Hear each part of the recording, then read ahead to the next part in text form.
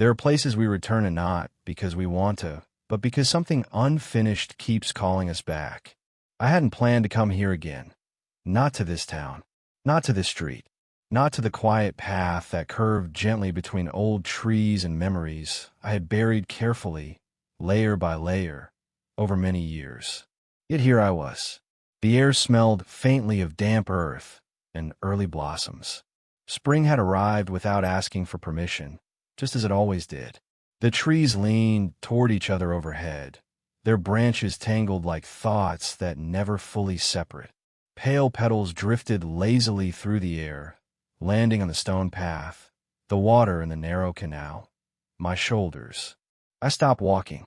For a moment, I simply stood there, listening. Water moved softly beside me, whispering against stone. Somewhere in the distance, voices murmured, not close enough to understand, not far enough to ignore. Life was happening just beyond the edges of my attention.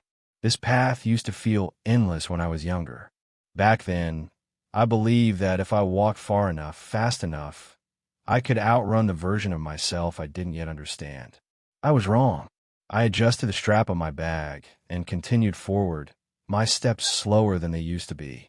Each stone underfoot felt deliberate now, measured, as if the path itself was asking me to pay attention. The house appeared gradually, not suddenly. It never announced itself. It waited, tucked behind low walls and careful hedges, modest and unchanged. The paint was slightly faded, the wood darker with age, but it stood exactly where it always had, as though time had decided to leave this one place alone. I stopped again. This was as far as I had imagined coming. Inside that house lived memories I wasn't sure I was ready to disturb. Conversations unfinished. Words swallowed. Choices made in silence and justified by fear. I had spent years telling myself that returning would change nothing, that the past was sealed, untouchable. But standing there, I knew the truth. The past doesn't stay quiet just because we refuse to listen. I reached into my pocket and felt the folded paper there, creased, softened by weeks of being carried around without being opened. The letter had arrived unexpectedly. No return address. Just my name written carefully, unmistakably. "I don't know if you'll come," it said, "but if you do, I'll be here." No accusations. No explanations. Just an invitation that felt heavier than any demand. The door was closed when I stepped onto the small stone entryway. I hadn't expected otherwise. The sound of my footsteps seemed louder here, as though the house recognized me, even if no one else did. I raised my hand, hesitated, then knocked. The seconds that followed stretched thin, long enough for doubt to bloom, long enough for me to consider turning away, pretending this moment never happened. Then the door opened. Time did something strange in that instant. It folded in on itself, compressing years into a single breath. The face before me was older, yes, lines softened and deepened by experience, but unmistakable. "You came," they said quietly. I nodded, unsure whether my voice would cooperate. I wasn't sure if I would. They stepped aside, wordlessly, and I crossed the threshold. Inside, the house smelled exactly the same. Clean wood, tea leaves, something faintly floral, the kind of scent that clings to memory more than walls. Shoes lined neatly by the entrance. Light filtering through thin curtains, diffused and gentle. We sat across from each other at the low table without discussing it, as though our bodies remembered the ritual, even if our minds resisted it. A kettle was already warm, cups placed carefully, movements precise, practiced. Silence settled between us, not awkward, but heavy. "I didn't know how else to reach you," they said finally, eyes lowered. "You disappeared." I considered correcting them, telling them that I hadn't vanished, that I had simply moved forward, built a life, stayed busy. But even as the thought formed, it felt dishonest. "I didn't know how to stay," I replied instead. Their hands paused, fingers tightening slightly around the cup. The sound of the kettle clicking softly in the background filled the space we avoided. "You left without saying goodbye." "I didn't trust myself to explain," I said, "and I didn't want to promise something I couldn't give. That was only part of the truth, but it was the part one could say out loud. They looked at me then, really looked, as if searching for the person they remembered, measuring them against who sat here now.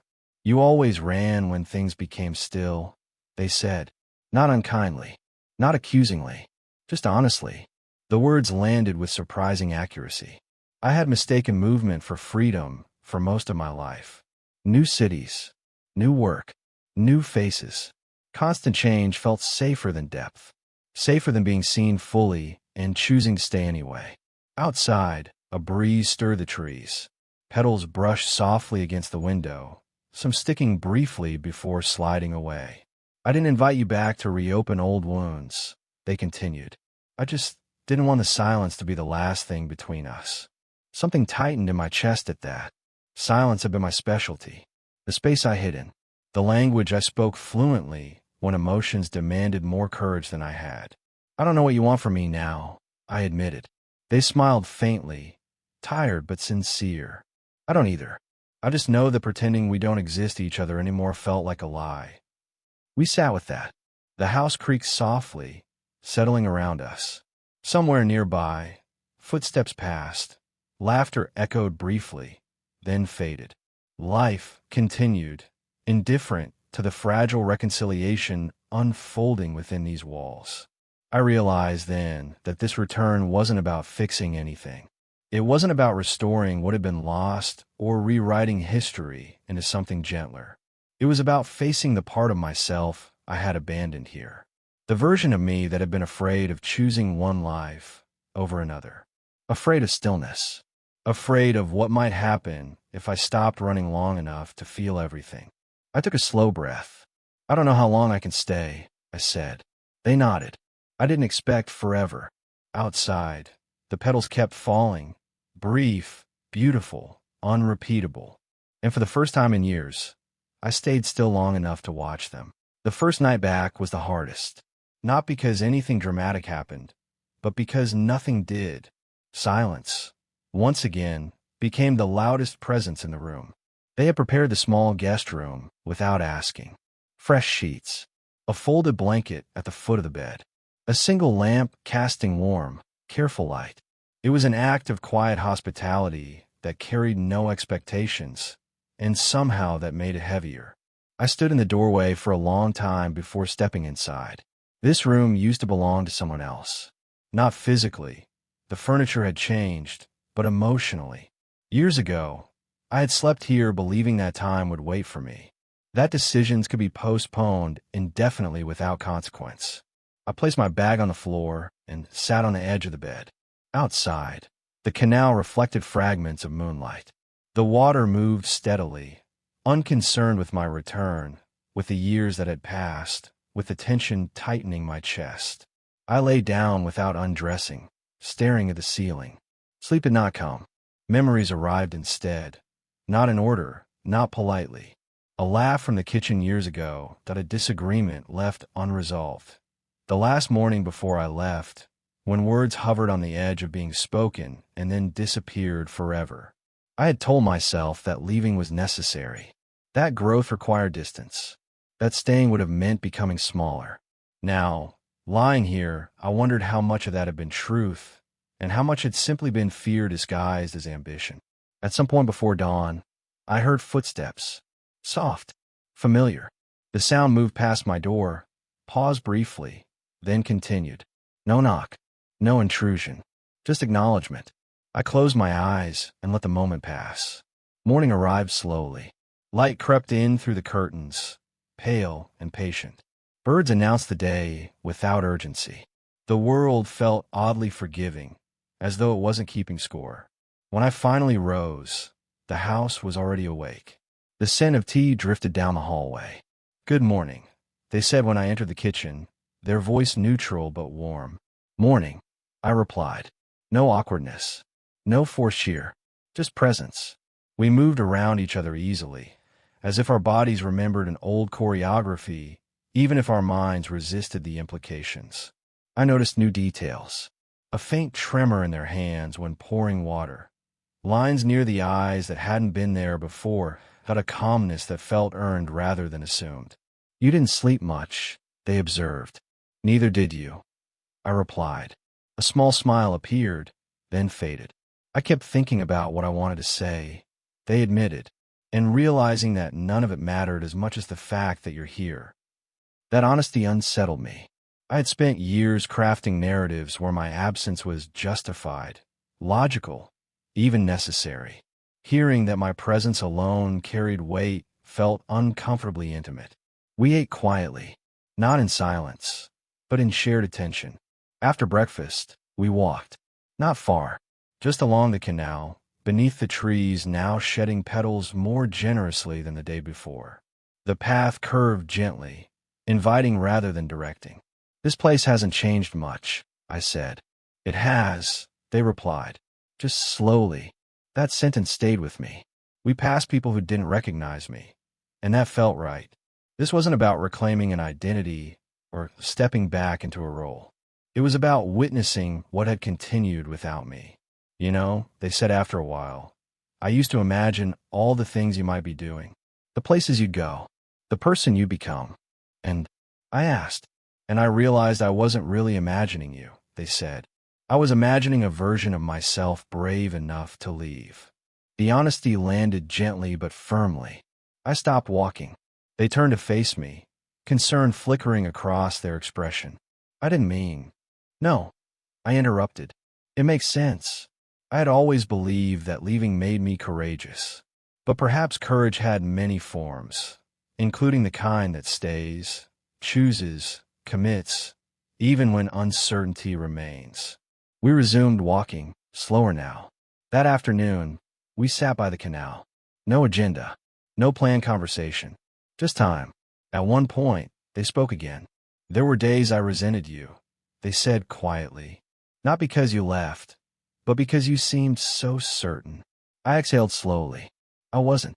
They looked at me, surprised. I was terrified. I continued. I just thought certainty was the only way to survive the decision. They nodded, absorbing this new information without judgment.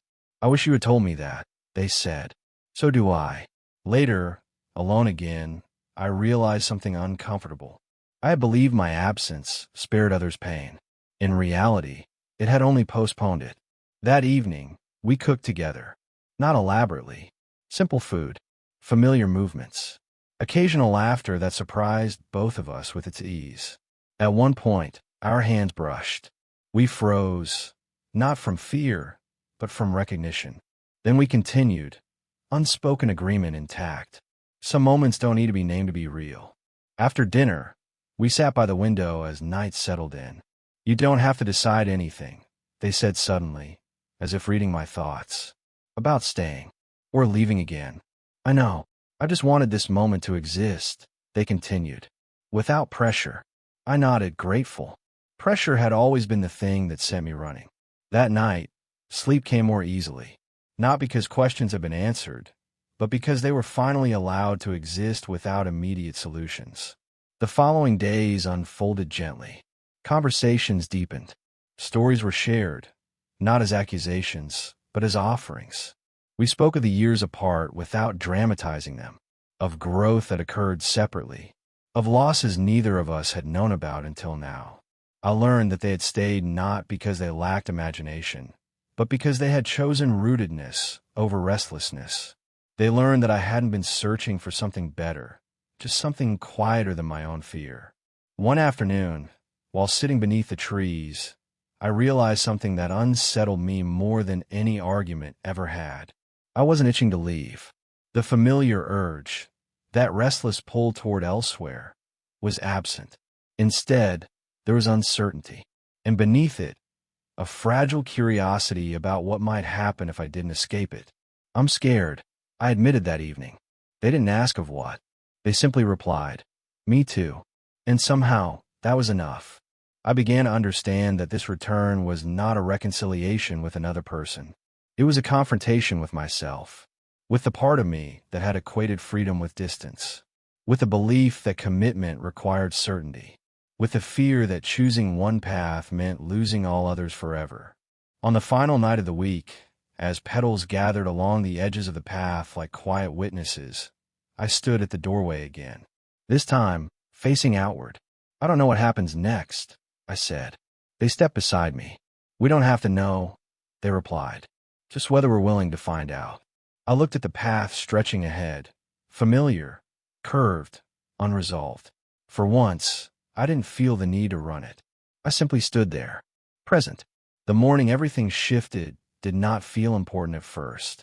There was no sudden clarity, no dramatic realization, no single sentence that rearranged my entire life. Just light, soft, early light slipping through the curtains, settling on the walls as if it had nowhere else to be. I lay awake, listening to the house breathe. For the first time in years, I wasn't planning my next move. I joined them in the kitchen without thinking about it. They were already there, preparing tea, moving with the unhurried confidence of someone who no longer questioned their place in the world. You're up early, they said. So are you. They smiled. I always am. I realized then that I had never really noticed that before. I had been too busy measuring time and deadlines and departures, always preparing to be somewhere else. We sat. The silence between us felt different now. Not like avoidance, but like space. Space that didn't demand filling. I've been thinking, I said finally. They didn't interrupt. I spent most of my life believing that leaving meant choosing myself, that staying meant settling, compromising. They nodded slowly. And now, they asked. Now I think I confused motion with meaning. The words felt fragile as I spoke them, but also strangely solid, like stones placed carefully in water, changing the current without stopping it. They considered this. You know, they said, I used to think staying meant waiting. For you. For something to happen. And now I see it as choosing what grows when you don't abandon it. That sentence stayed with me long after the tea grew cold. We walked later, as we had every day since my return. But this time, there was a subtle awareness beneath every step, an understanding that something was approaching its conclusion, not an ending, but a decision. Petals gathered along the edges of the path, no longer falling as frequently. Spring was beginning to move on, quietly, without ceremony. I used to imagine this path differently, I said, as something I'd one day escape. And now, they asked. I paused. Now it feels like something I was meant to walk slowly. They didn't respond immediately. Instead, they stopped, turned to me, and said, whatever you choose. I need you to choose it honestly. There it was. Not an ultimatum, not a plea, a boundary. I respected it instantly. That afternoon, I was alone for the first time since arriving. They had gone out, giving me the space without needing to explain it. I sat by the canal, watching the water move forward without resistance. And finally, I let myself ask the question I had avoided for years. What was I actually afraid of? It wasn't commitment. It wasn't responsibility. It was the idea that choosing one life meant grieving the others. I had never learned how to mourn the futures I didn't live. So I kept running, convinced that movement preserved possibility. But all it preserved was distance. I thought about the cities I had lived in, the people I had loved lightly, the opportunities one had chased without staying long enough to let them change me. I called it freedom. But sitting there, still, I recognized it as something else. Avoidance. When they returned, the sun was already lowering. We didn't speak immediately. We simply shared the same space, letting the day settle around us. Eventually, I said, I think I know why I came back. They looked at me carefully, as if bracing themselves. Not for closure, I continued, and not because I expect things to be easy. They waited. I came back because I was tired of leaving myself behind.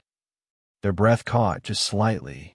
That doesn't mean I know exactly what happens next, I added, but I know I don't want to run from the question anymore.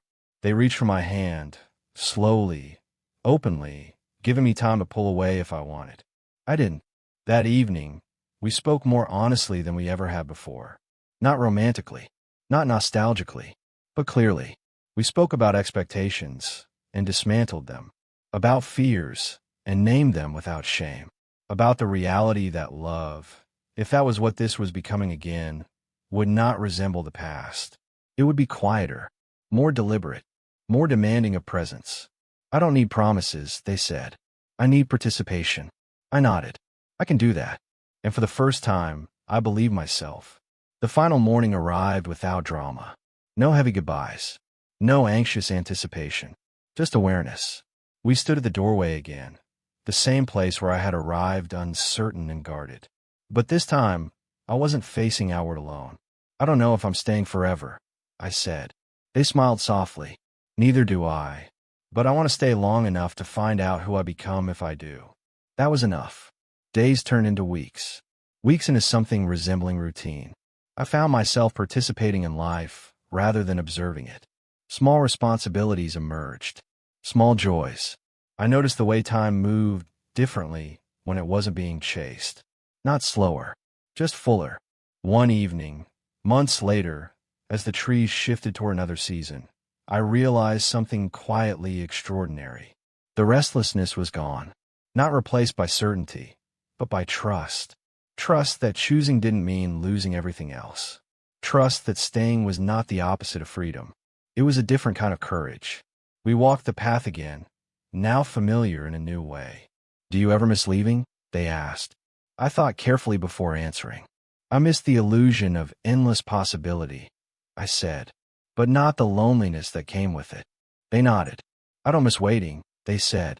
We shared a look that carried more understanding than words could hold. Some stories end with resolution. This one didn't. It ended with presence. With two people choosing honesty over escape. With a life not perfectly mapped out, but intentionally lived. And as petals fell once more, marking the quiet rhythm of time, I understood something I'd spent years avoiding. You don't lose yourself by staying. You lose yourself by never letting anything claim you.